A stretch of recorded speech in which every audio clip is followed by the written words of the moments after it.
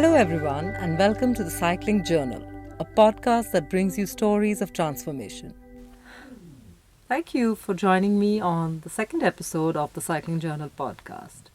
In the previous episode, I talked more about my own personal journey through 30 years of cycling in India and seeing how things evolved around me. It was a slow path of evolution, as I mentioned. And in those years, I learned a lot about what we think of as the activity of cycling.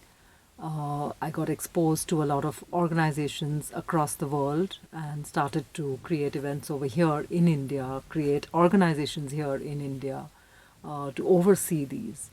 Today's episode is going to cover a range of topics, all of which come under cycling. So starting with, just the very basic understand of what we talk about when we, what we mean when we talk about cycling, and all the different sort of activities and equipment and organizations that are, encompassed by this general term of cycling.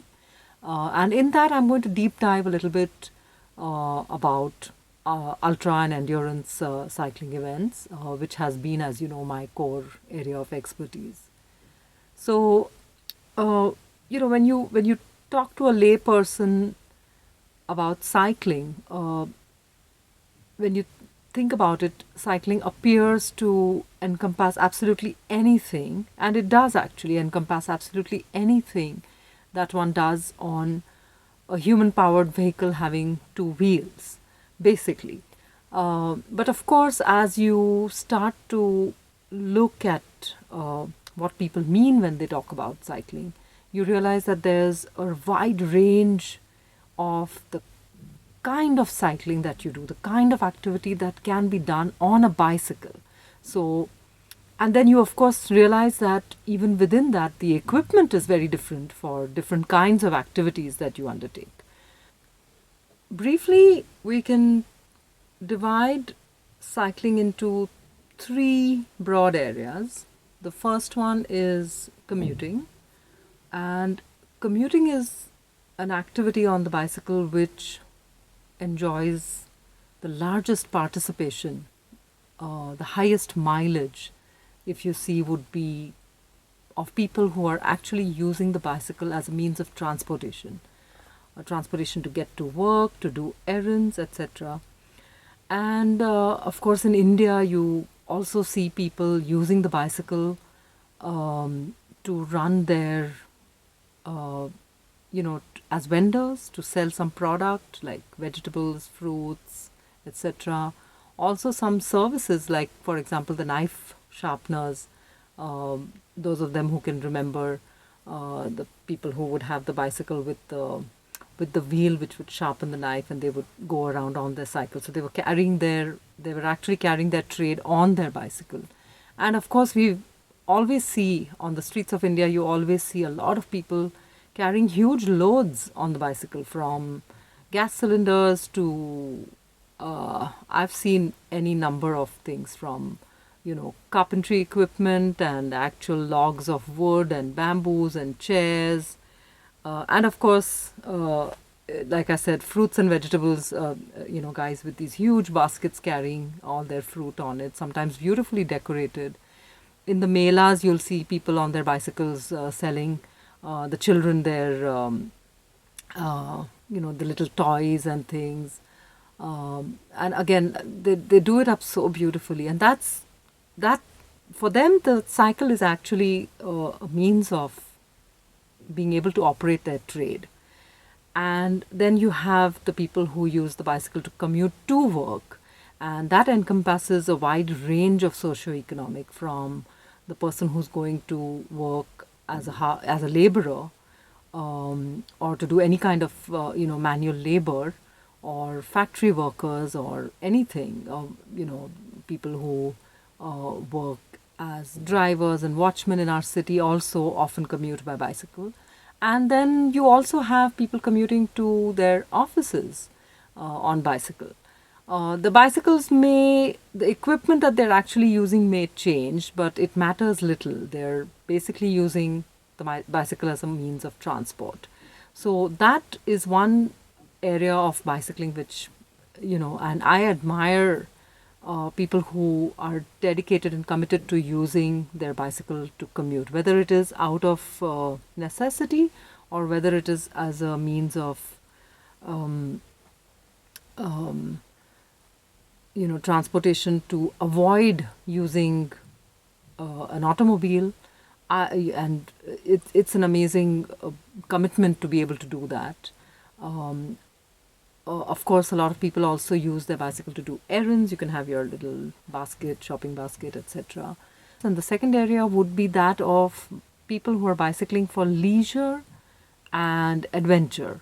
So a lot of people use the bicycle for their weekend exercise, exploration, sometimes that leisure activity of cycling or just morning rides. Every couple of times a week, get out and enjoy a little cardio, exercise, workout, etc.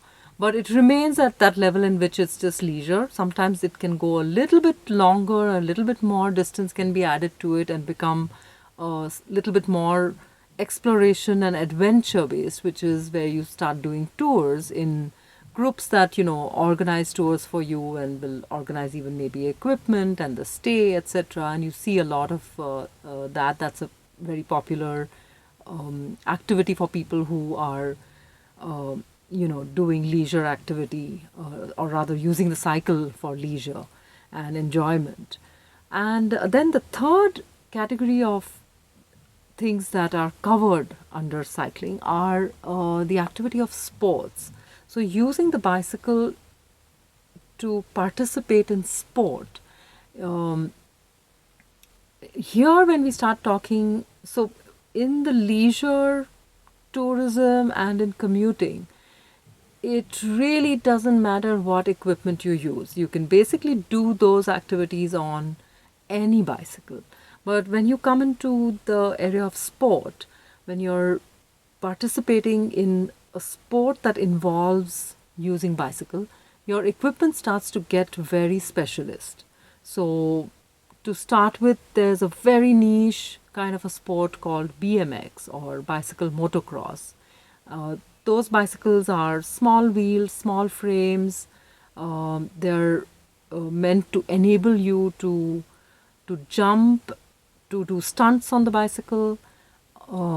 You'll rarely see somebody using a BMX bike to cover any kind of distance on the bicycle. It's a very specialist sort of a activity. And like I said, the BMX bike can't really be used for anything else. The next kind of sport that you have is mountain biking and the MTB bikes as we know them.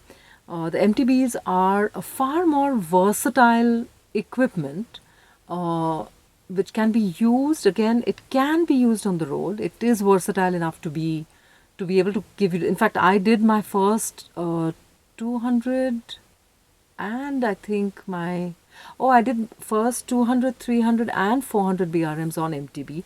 And even today, there are people who do the brevets and long distances on the road on a mountain bike. Of course, these equipment can be modified a little bit to suit the activity that you want to do, to be able to allow you to use a bicycle from one activity to perform in another sport. Within mountain biking, as a sport, the events also, again, there is a range of events from just off-road and single-track mountain biking to serious downhill mountain biking. And there too, there will be some very specialist equipment that would allow you to maintain your balance on the serious downhill routes that you see in some of these, downhill races across the world. And over here, the center of gravity has to be maintained really low, and people who participate in these races really have to develop a different set of skills to be able to perform at these events. That equipment will be very hard I mean, a road biker, someone who's into cycling on the on a road bicycle is going to look at that equipment and be unable to imagine using that on the road, and for sure, for good reason, because those bicycles are not designed to give you any kind of speed on the road. So after BMX and mountain bikes, there's a small section of bicycles called cyclocross. And cyclocross bikes are used for off-road racing.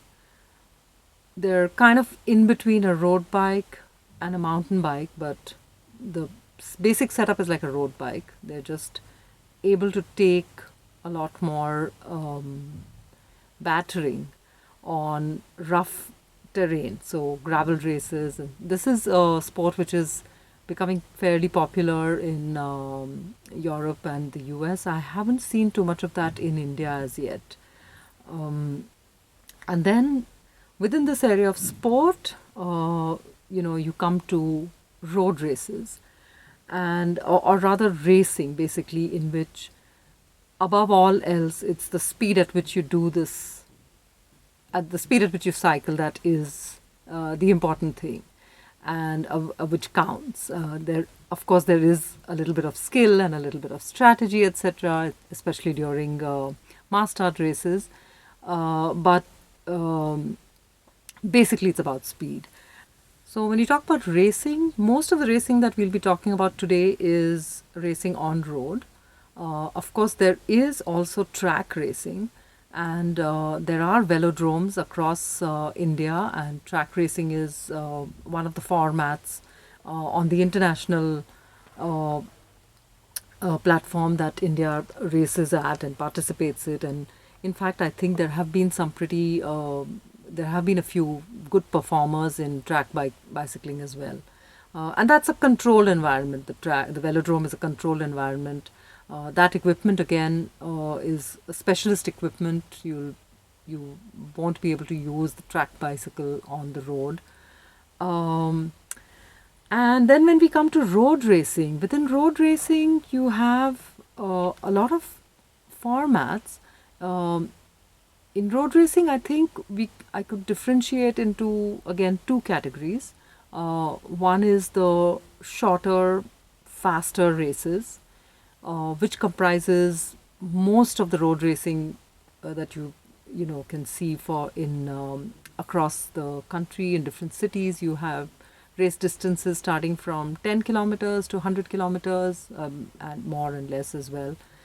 And in this, there are formats like, basically, the mass start is the most popular one, in which it's a group start, and racers will be racing in a peloton. This is where, like I said, there will be some amount of strategizing on how to use that to your advantage to be able to win the race. The most well-known bicycle race across the world is the Tour de France, which is a 21-day race. So daily there's a stage, and you can have different kinds of format of racing on every day. So some days would be a mass start, some days would be what is called a time trial. So a time trial is where you're racing against the clock, basically. So there's the strategy is purely to be the fastest one on the same route.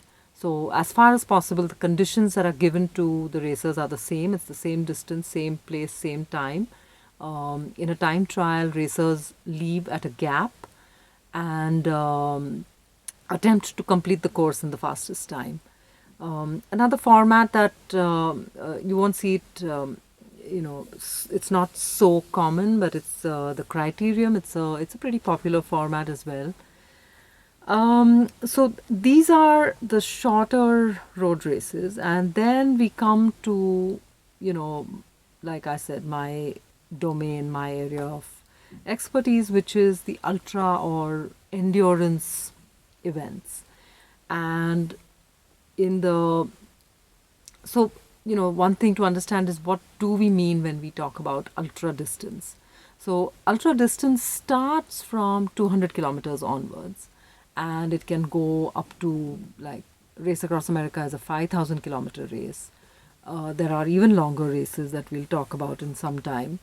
I'm going to, deep dive a little bit into not just the formats that we have over here, but also the various organizations that oversee these events and do record keeping globally and in India.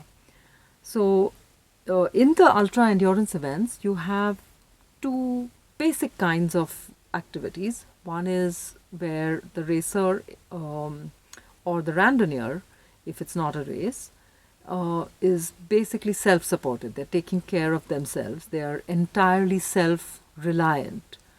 And on the other hand, you have a different kind of ultra events which are supported.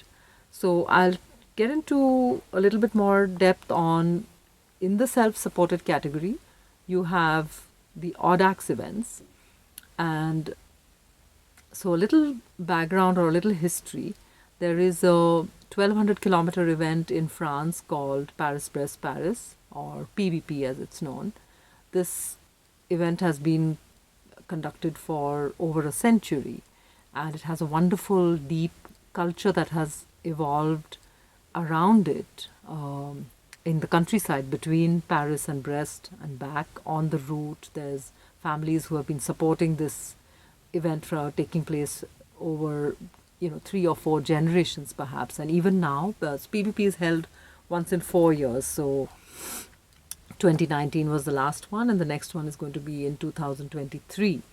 And families come out day and night while the race is going on, and it's a heritage event. It's an incredible event, and this PBP is managed by a club in France called Odx Club Parisien, or ACP. ACP also oversees brevets, or BRMs as we know them, across the world. So the long form of BRM is Brevet de Randonneur Mondiaux. And brevet, by the way, for everybody who's listening, brevet basically means card. So what your organizers give you at the start of a BRM card, that is actually brevet. And that's the significance of that card, which is why we tell people, take care of it. If you lose your brevet, you literally lose your brevet. You lose the ability to be qualified or validated during the event. So BRMs, it's a very, it's really grown in India tremendously. And so I'll briefly talk about the distances that we do in BRMs. You have 200, 300, 400 and 600 kilometer events. The format of the events is that there is a time cutoff from beginning to end. So each distance has a certain time a time limit within which you have to finish it. Also, along the way, along the route, there are certain spots which are called control points, which also have a cutoff. You are supposed to, they're like passage control. So you have to pass through these control points within a certain given time. And these time limits are strictly followed, because these are the parameters of whether you've done a valid brevet or distance or not. So these are some of the key parts of, key points of a BRM. So like I said, the 2, 3, 4 and 600 kilometer distances, if you do all 4 of them within one ACP year, which starts in November and ends in October of the next year, completing these 4 events during that 1 year make you what is called a super randonneur, or which most of us know as an SR. Of course, there have been now in the last few years, there have been people doing multiple SRs in 1 year. Hopefully we will get to interact and hear the stories of some of these people. After the 600 kilometer brevet, you have 1,000 kilometer. And then you have 1200 kilometer plus. So all distances of PBP, that is 1200 and over that, fall under the validation, or rather they are validated by another organization called LRM, or Le Randonneur Mondiaux. Mondiaux means world. So Le Randonneur Mondiaux is an organization that oversees all Odx events over 1200 kilometers except PBP. And it's made up of the representatives of all the countries, or the Odx representatives of all the countries across the world. So just a little bit more information about PBP. PBP is going to be conducted in 2023, and a question that a lot of times I have faced over the last 10 years has been about the qualification and the pre-qualification for PBP. PBP sees something like 5,000 to 6,000 participants from around the globe, and that's I think that's the limit that they have. So they do have a system for qualifying and pre-qualifying to be able to participate in PBP. So what they require is in the pre-qualification year, which is the ACP year which is going on right now, which will end on 31st October of 2022. In this year, you don't necessarily have to do an SR, but the longest distance that you have cycled under the Odx events will allow you to get onto the wait list for PBP 23. So in this year, it's just the longest distance that counts, and that's called your pre-qualification. It just allows you to put your name down in the list for PBP before everybody else. So if you've done a 1200, that the window for people to register or pre-register for PBP will open first for the 1200 plus riders, then it'll open for 1000, 600, etc. So the higher up your name is in that list, the more likely you are to be able to get a seat at PBP 2023. And then in the following year, which is the year in which PBP takes place, that starts from 1st November 2022. And starting from that time, you need to do an SR, a complete SR series, to be able to qualify for PBP, which means you have your name on the list, but you have to show them and give them your data of having completed all 4 SR rides to be able to actually convert your pre-registration for PBP into a proper solid registration. Then, of course, you are able to, participate in Paris, which is the great event. India has been seeing a lot of people, a lot of Indians going there. I hope that we begin to see a better performance at PBP. So far, it's been a little, how do I put this? It's been below par. We need to improve our performance there, and I hope that the ecosystem is now, getting better and better.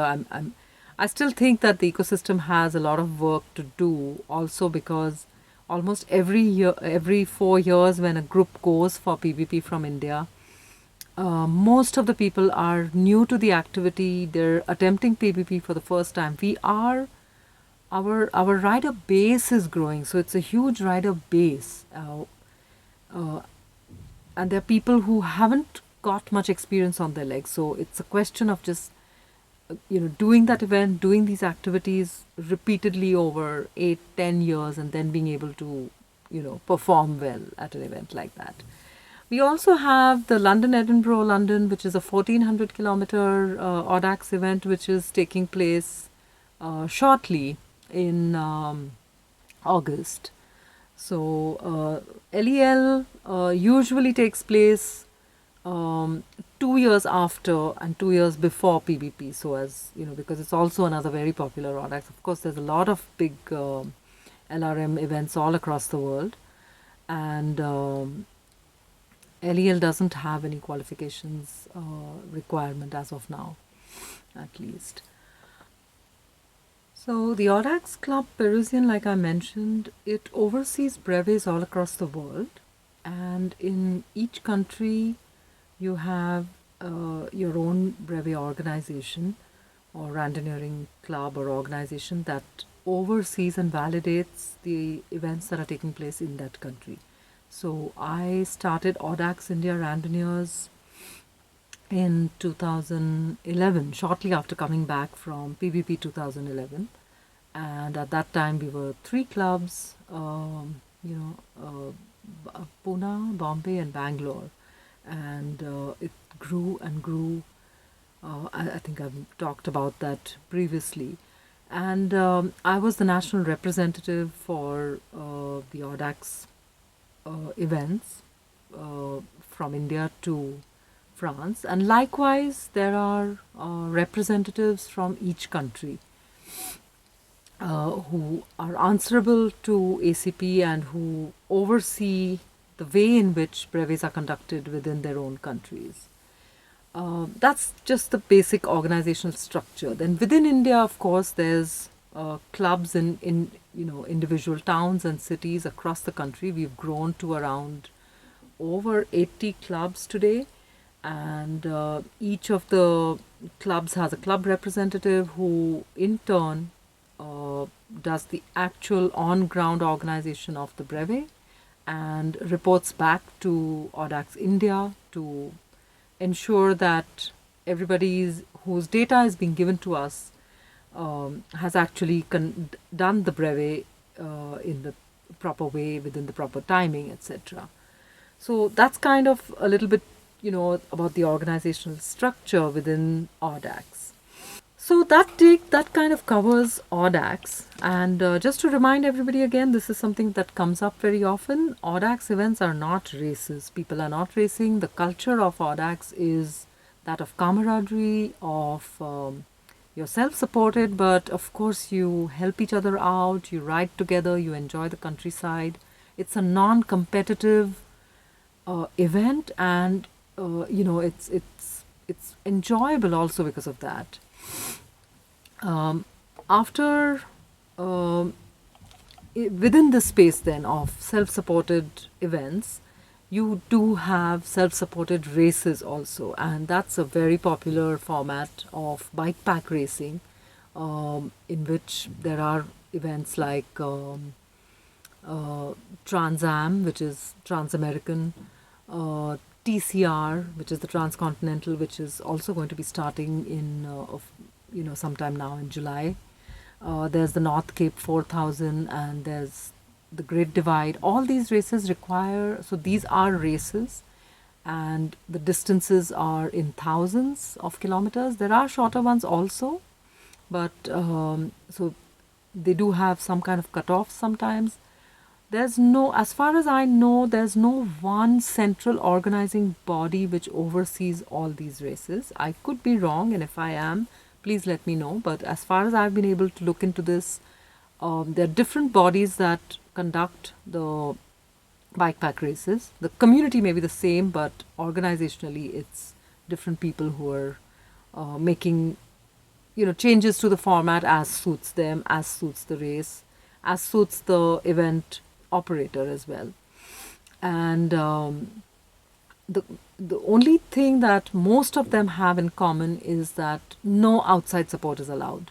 Once you start the race, you're completely self-reliant. You may not set up any kind of support. Nobody can come and give you anything, whether it's food or mechanical, your sleep. You're 100% self-reliant during the race. So this race format I have adopted to create something over here in India. I'll talk about that in a little while. The other kind of endurance races or ultra races are those that come under the Race Across America family of races. Over there is an organization called VUCA, which is the World Ultra Cycling Association.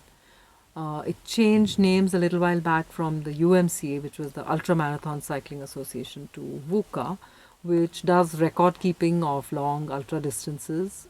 They have various applications that you can make to them for, maintaining their records, and they have some requirements that they will tell you as to how you need to be able to track or keep your data to apply to them for validation from them.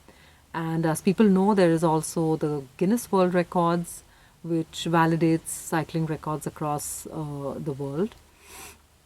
And coming back to Race Across America and that family of races, Race Across America is fully supported, which means that the racer has their crew support vehicles, with them, and a crew which is essentially supplying them with absolutely everything from food to change of clothes to water, nutrition, uh, you know, safety, lights, equipment, mechanic, your physiotherapy, absolutely everything is being taken care of by the crew. And the kind of speeds that these racers are required to output to be able to meet their cutoffs is also quite high. So the Race Across America has its own family of races around the world, which often work as qualifiers for RAM. Now, RAM being a 5,000 kilometer race, they do want to filter who comes there to attempt that race also. And so the RAM qualifiers are conducted around the world. After my first exposure to RAM in 2012, where I saw, the scale of the event, and I saw how demanding that event would be to be able to successfully complete it, I came back to India with a desire to start conducting these events over here and creating, of course, good quality events over here. Events that would give people a chance to improve their performances, to be able to go out on the international stage and perform well. So, under Race Across America, I started an organization in India called Inspire India. And the first race that I set up as a RAM qualifier here was the Deccan Cliffhanger. The Deccan Cliffhanger is a 400-mile or 640-kilometer race which starts from Pune and ends in Goa. It's a popular event which sees anything from 30 to 45 racers every year who are, in the solo category racing each other. Within Deccan Cliffhanger, we also have a relay team. And relay team, of course, this is supported. So, one person in a relay team, only one person is on the road at any given time. The other two can be resting. So basically, the relay team just takes turns covering the entire distance of the race. And that's an enjoyable format. And it also can, get very competitive because records are kept as to which team has done it the fastest. We also have some awards which are for the fastest team every year. People look at these records to see what is the timing that they're looking to break. So the Deccan Cliffhanger has grown. It's a sense of satisfaction I have at seeing how the event has grown. We conducted the 8th edition last year. This year will be the 9th edition of this race. And of all the people who have successfully finished RAM in the solo category, all of them have started their ultra cycling journey at Deccan Cliffhanger. And amongst those who have done team also, most of them have started their ultra cycling journeys at Deccan Cliffhanger. So, I think that this was the primary purpose for which I started Deccan Cliffhanger, and I do have a sense of satisfaction at seeing that the race is doing what it started out for which I created it. After Deccan Cliffhanger, though, which is a 640 kilometer race, and RAM, which is 5,000 kilometers, there's a big gap. And the second race that I created over here under Inspire India was the Ultra Spice race, which has a maximum distance of 1,750 kilometers. That race starts from Goa. It literally starts where the Deccan Cliffhanger ends, and it takes place in Jan of every year. That race starts from Goa. It goes through Chikmagalur, Coorg, Wayanad in Kerala, and through Sultan Batri, Tamil Nadu, and goes right up to Utti and turns around and comes back. The route is beautiful, and it's a challenging route because there's a lot of climbing in it. So the idea behind the Ultra Spice race was to create a stepping stone between Deccan Cliffhanger and Ram. Um, and the race is a 5-day race, so it gives racers who have, say, done Deccan Cliffhanger, which would be considered a single day or a non-stop race, because the cutoffs are 32 hours. And the crew and the racer can sort of push through their sleep deprivation without really wanting to take a sleep break at Deccan Cliffhanger. But to be able to perform at Ram, it's about it's a 12-day cutoff, so you're going to need to be able to fall into a pattern which you can repeat every day, where everybody gets their rest so that they're able to perform the next day. So the Ultra Spice basically creates that situation, and it's within a race format where you're competing with other people, and so the pressure of losing time during the race, all of that is provided for you, and racers and the crew are able to sort of test out how their whatever race plan they've made, however they have agreed to structure their crew rotations, etc., whether these will actually work day after day for a 5-day race like Ultra Spice. In the Ultra Spice race, we decided to start a bike pack racing format a couple of years back. That race is that format is a mixture or a hybrid of different formats that I've picked up. Similar to Race Across America, there is another race called the Trans-Siberian. And the Trans-Siberian is a stage race in the sense that you have fixed stages, certain distances which constitute a stage and cut-off time for that. And it's a 9,000 kilometer race, which you don't need to take your own crew vehicle. The race organization provides you with some kind of a support vehicle, and you can have your own crew person, and then there's breaks where you can get your rest. So I created a kind of a hybrid format for the Ultra Spice race, in which there are stages, and you don't need your crew or any other support vehicle, but we as organizers provide night halts, and similar to what we do for brevets over here, we also provide you with a drop bag. So it's not really like your bike pack races, in which you are given no support at all by the organizers, but in the format that we created over here, and we call it the self-supported format in Ultra Spice, and it's been a popular format for 1750 kilometers, 1200 kilometers.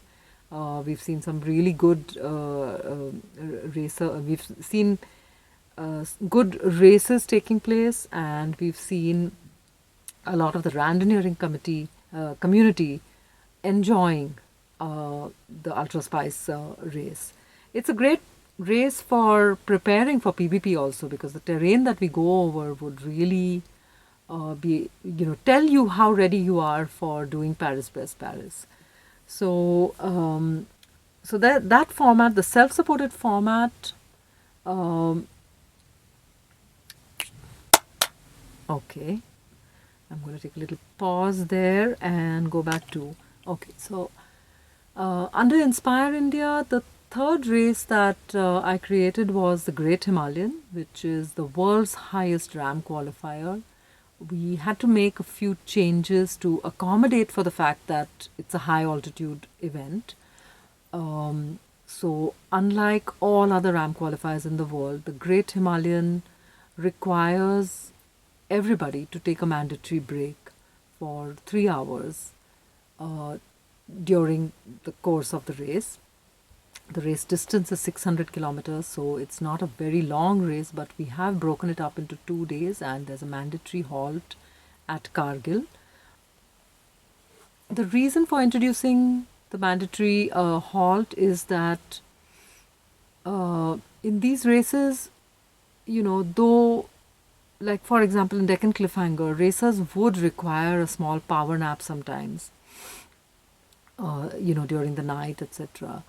And that is something that we can't allow racers to do in the Himalayas, in Ladakh. So we can't have people just saying, okay, I'm going to take a small nap here and stop on the side of the road. So that was the reason why in the Great Himalayan we created a mandatory break as a part of the format of that race. So it's the only RAM qualifier that has a mandatory break in it.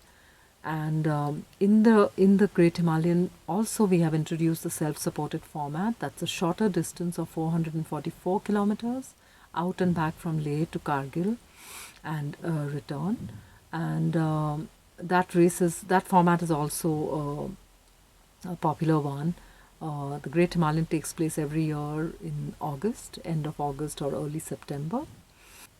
So under Inspire India, we've conducted 16 events, and as these events became popular and the community started to grow around ultra racing in India, we realized that there were achievements within this family of races which we could recognize as and created awards around them. We'll go into a little bit more detail about the awards in perhaps our interviews with the people around whom we've created these awards. So we talked about all these different kinds of events and these different formats of events. Like I mentioned in the previous episode, I cycled for almost 17 or 18 years without ever taking part in an event. I was just cycling, doing my own thing, etc. And then it was when I first got exposed to cycling events with the first BRM in India, and then PVP, and then RAM. There was accelerated changes that took place for me. At a personal level, I started to push my own limits. I started to push mental barriers and explore possibilities of participating in these events. And then, of course, creating these events in India because I experienced these changes. There was also an accelerated change that took place in India. Cycling was starting to get quite popular. At least that barrier, that socioeconomic sort of snobbishness or whatever that was there previously had got broken down, and people in India were now looking at cycling as a fairly cool activity to participate in. And then there's all these events. So I do think that events play a huge role in creating a aspiration for people. You look at somebody else doing something, pushing their limit, and you get engaged with the idea of doing it yourself, or at least exploring whether you can do it yourself. And so part of the reason why brevets expanded so much in India was that these were events that were easily accessible to middle-aged or older people who had not taken part in any sports before, who took up cycling and were able to meet these parameters that BRMs put forward, the challenge that was put forward. And it actually, the activity grew so much that within the first 5 years, in 2015, I was awarded at PVP 2015, I was given an award for overseeing the highest growth in any country till then.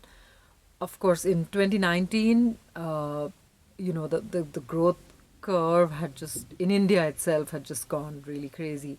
But there were also other countries across the world that were in Asia that were showing steep curves or steep increases in the popularity of Odx.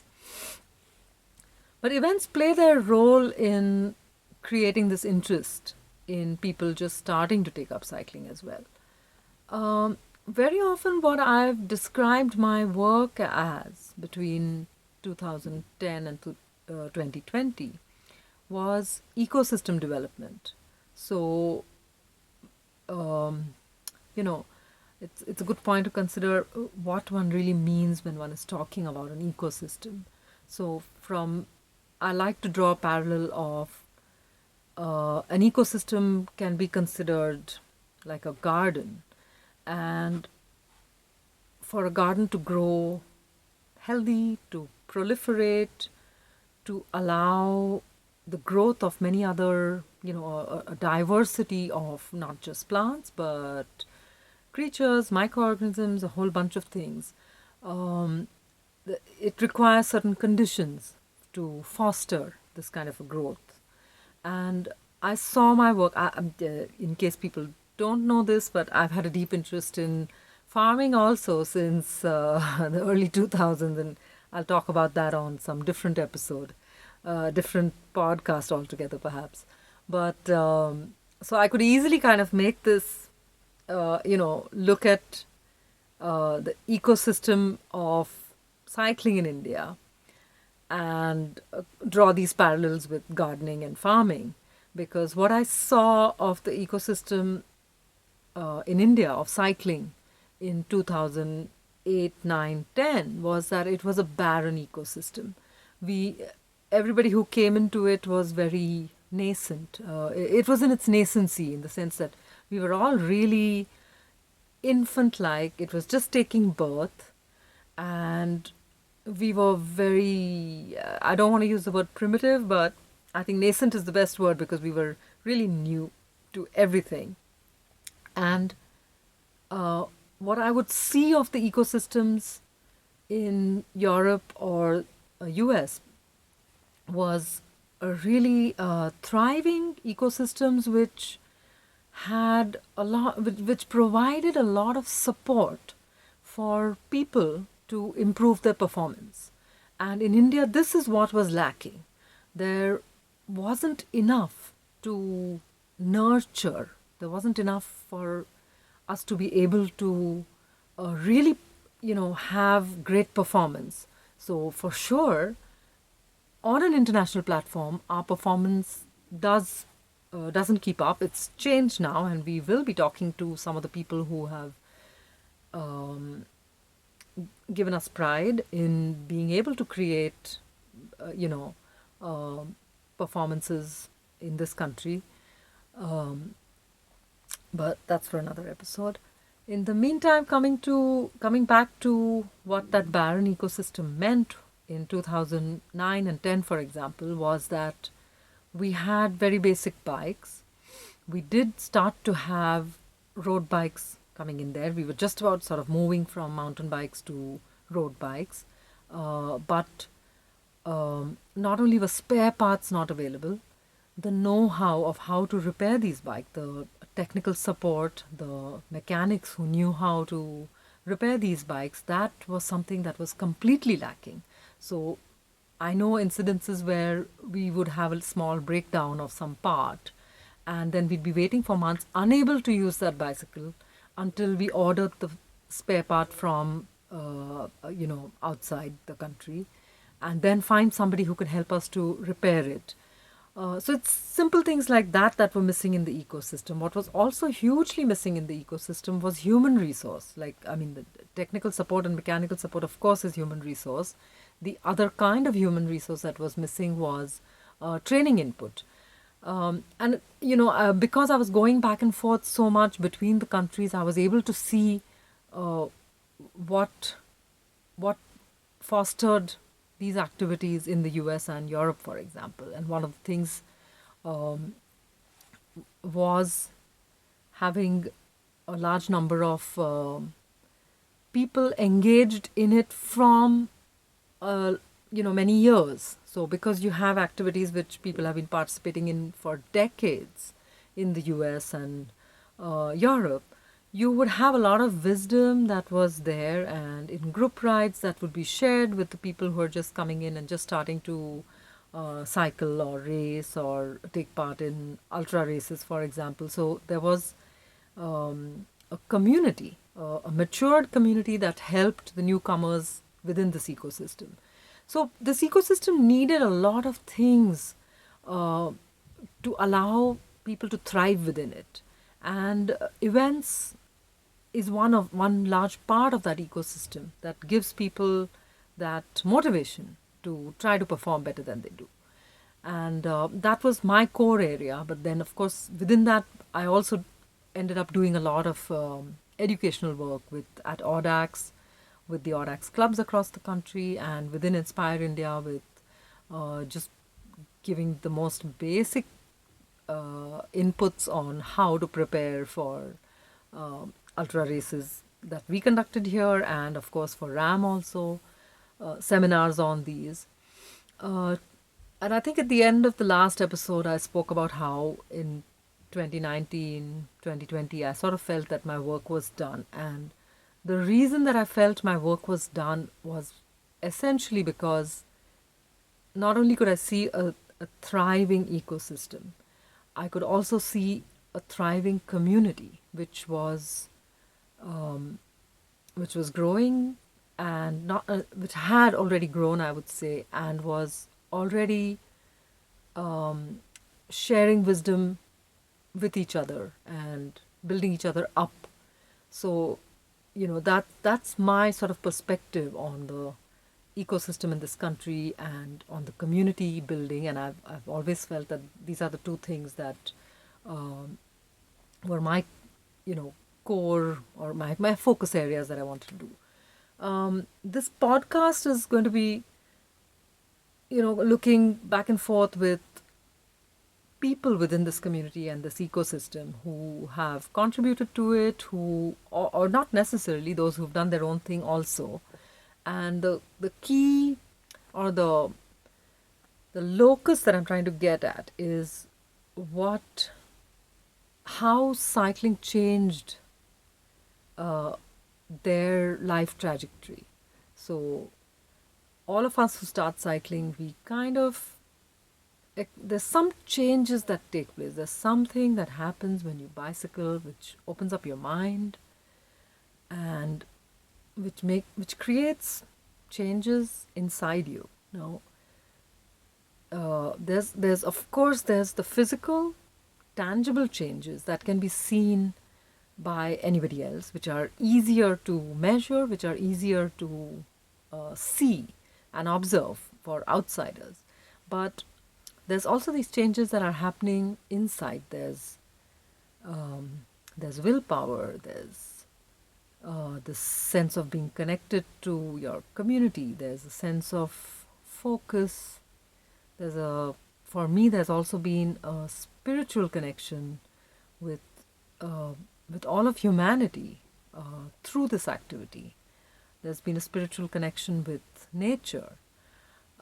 These are all things that I've experienced, and I know that most people who take up cycling would be undergoing some of these changes themselves. And I'm hoping over the next few, or all of my discussions on this podcast, to be able to bring out these stories. I look forward to having you make suggestions as to what you would like to hear from my guests. And also, if there's any guests that you would particularly like me to bring onto this podcast and interview, or bring their story out and share it with all of you, please leave the comments in YouTube, or on Instagram in the comments, or in the messages. Please let me know how you feel, what more you would like to see out of this podcast. Thank you, and see you on the next episode.